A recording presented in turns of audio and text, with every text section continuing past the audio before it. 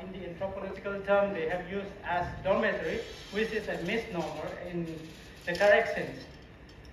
I would like to begin that why I did this study. It was part of my PhD program in TIS Mumbai, which I have studied.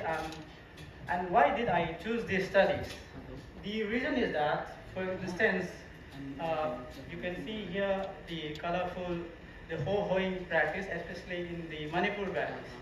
When we say the Manipur valleys, we understand that Manipur are geographically divided into hills and the valley district.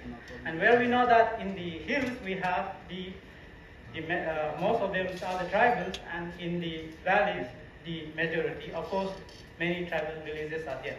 In that valley, we have 65 villages of Rongmei in my studies.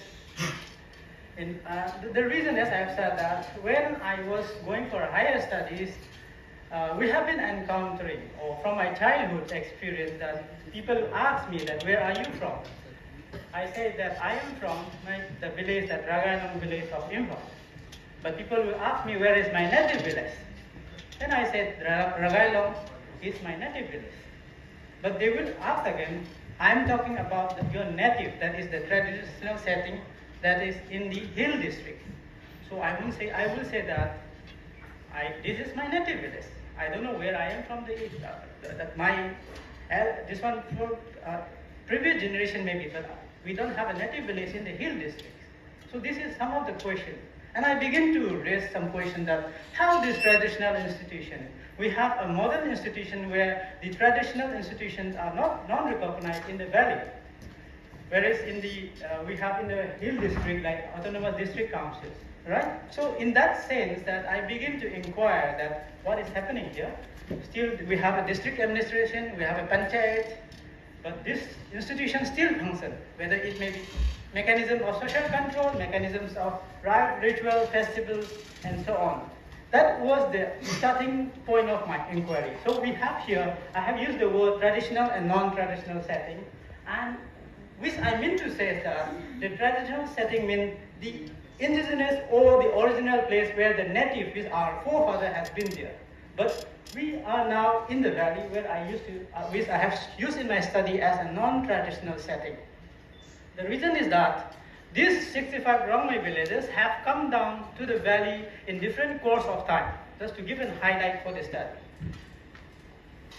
We have seen a wave of colonialisms and neo-colonialisms. So some have come up because of coercion, some have come down voluntarily from pre-British time, that is the Meitei King monarch, and during the British colonialism, and after the post-colonialism, that is for the higher studies and so on. And of course now the neo-colonialism may be some displacement, this and that for higher education and so on. So that is what I mean to say. So going further, this is another, to understand Jelanglong Pui. So we have 4 coconut tribes which are settled across different part of the northeast, that is in Manipur, Assam and Nagaland. So this is some of them. But in this map in Imphal you will not see much because they are showing most of the traditional setting villages. In Imphal, I have told you that we have in Manipur Valley, particularly we say that there are 65 Rongmei villages. So this is the distributions of the people across the region. As I've said that,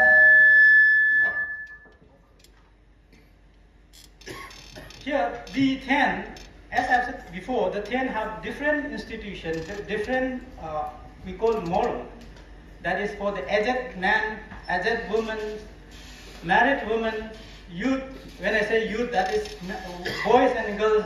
We have a dormitory system, the so-called dormitory. Actually, it's not a dormitory system. It is more than a dormitory system, where they learn how to socialize. They learn the education. For them, that was the education. We may call it now as an informal education. They learn the art of weaving, the art of narrating the folk story, folk tales, or dances, warfares, and so on. So that is what that has been. In this approach, I have used an ethnographics, this one approach for the study, and where I have participant, non-participant, and many others participating in festivals, funerals, meetings, and so on. So this is what my study is all about. So some of the literatures I would like to present is that, for example, here some say that legitimized by the community. So these institutions or the customary are the uncoded, unwritten law, which has been legitimized, which has been accepted as a norm for them, for this particular community, as seen by this Ludan.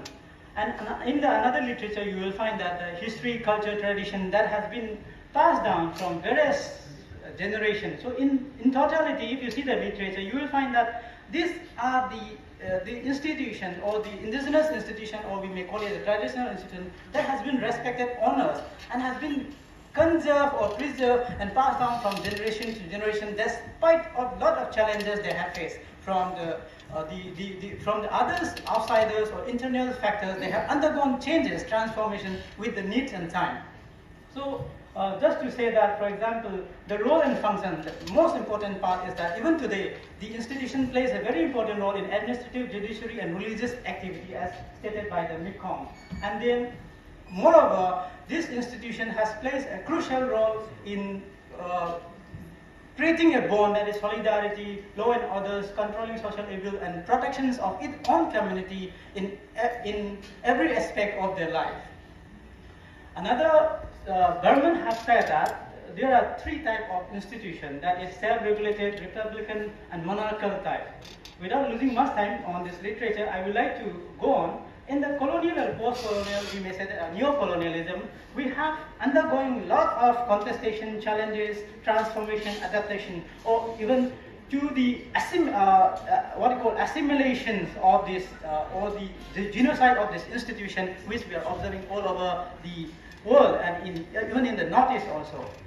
Particularly, for instance, the Manipur. You know that most of the tribals have embraced 95, as per the Roy Burman have said that 95% of the tribal have been converted into Christianity. Imagine the amount of the losses they have. I remember that today I'm wearing a coat, and many of the people, the Christian, also wear. At one point of the time, people gave up all this, even the jewelries, the attires, saying that this is a satanic costume. And I have remembered in early, late 80s that people were selling off these ornaments, and I have witnessed that kind of thing. But there has been a transformation in the churches also, that regaining or reviving this. And in the churches also now they are using the traditional song in tune. In the song has been, or hymn has been converted in their. Oh my God, it's a super fast 2 minutes. Huh? Okay, let me just go. Let me just. I've got a warning bell. Let me go directly to the people. So, in brief, you can see that how the origin and migration, which I have said before, and of course the settlement in the valleys. In different course of time, they have settled, and the settlement is based on their occupations to take care of the king, monarch, maybe the woodcutters, the supplier of charcoal, caretakers of granaries, executioner, and many others. So they have been used by the colonial as well as the monarch in different form. And that's why you will find many of the Rongmei settlement near the Kangla fort. That is, it was a cantonment area during the colonial periods. And that's why you will find many of the Rongmei villages in the core of the Imphal city. Our village was Safai Karamchari, night soil cleaners of Assam Rifle. We were forced to do that even after independence also. And many of us, I have seen myself, some of my grandfathers were beaten. Our villagers, women were beaten by the Assam Rifle, that is in 80s also, because they want to grab the land. And this has been a contestation with that. So in terms of the land control of resources and many other institutions, the Thien plays a crucial role even today, despite of the modern institution like police or law. The first thing is that to resolve the problem, even in the heart of the Imphal, the village itself is the Rongmei stays only. We don't have, it's more of controlled by the Rongmei institution only. External cannot purchase the land, only the Rongmei have to buy. Please. Okay. So, okay, I'll just, because they have to I assume I come here. This is the origin of where I have been. Okay. I just want because there has been some full stop where I have been done. Okay. So this is the changes across the institution and still exists. Okay, you can see that. That's why we have Meghalaya because of we are under the monarch, and then we have changed. So this was some of the old villages. So this is the present one. Okay. The occupation changes, you mentioned the hangman, municipal workers, we were forced to do all these labors, okay? Because of our protest, some of our, what you call our great-great-grandfather was sent to Kohima, Dimapur to clean a nice soil cleaner, that is the toilet, okay? So this is what we have done. Regarding this leather, we were sent to Nagpur to become a cobbler because of the Hinduization process in this one, and that process, that is known as Muchi Khul, now known as Namthalong. So these are the kind of things, and Kirai Madam has spoken about this gate. So you can see that despite of their in the urban areas, you will find their memories. That is still, and they are asserting that this is our territory, and land is very important for them. And okay, and you can see the notice board telling that outsider cannot beyond enter. Now the youth club, so there has been a modernization. The youth club, women's society has been formed, and with that, they work, and you can see the notice board where it's written that at this time the outsider cannot enter. So they assert as a social control, as a mechanism of law and control, law and order. So this they still plays a very important role in the villages. So this is the community land, still there.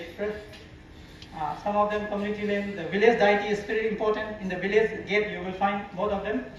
The transition of the land tenure system from communal control of the land now been issued by the SDO in 1970, some of the documents which I have access. The occupation, this is brewing, and some of them which has been bit into this one commercialization. So you have seen that how they still practices the right ritual by the village elder. This one, the existence. This is in the heart of the Imphal. So the issue of certificate, I mean, from the oral to the oral culture to the written culture. So this is the kind of transition we are seeing. So this is the bed. It's a king size bed. Actually, it's a community bed where all the boys in the they sleep. It's a huge. It's a 20 feet long. They have cut now, and now they're using. In the olden time, in that time, the women were not allowed because they are the warriors. So this is the kind now they have been used for the commercial purpose. So you can see the, of course, the civil society plays a very important role to asserting and then conserving this institution. And this is one of them, Rani Gaidelu, the Padma Bhushan, the freedom fighters. In 1913, in the age of 13 years, she led the movement of Jalan movement, and she was imprisoned, I think, for around 14 years, the longest serving freedom fighter in India. Even after 1947 also, she was in house arrest in Nagaland. She was not allowed to be at the hometown, that is the Tamenglong, our home district. She was not allowed till she was there for 30-40 years, even after independence. She was not allowed to, not even in the Kohima, in the distant backward, you could say eastern Arunachal, eastern Nagaland. What do you call that? So the conclusion, of course, we have that the transformation is going on. There are challenges, how much transformation we have to go on, and what are the things that we have to assert, and how the state and then can work together to conserve or preserve this kind of institution in terms of governance, or maybe we may say the adaptive governance. So this is what loss of culture is, loss of identity. So the loss of traditional institution will be tantamount to the loss of the Rongmei identity. So some of the references. And of course, the last, I say that this study is dedicated to my great-great-grandfather, grandmother.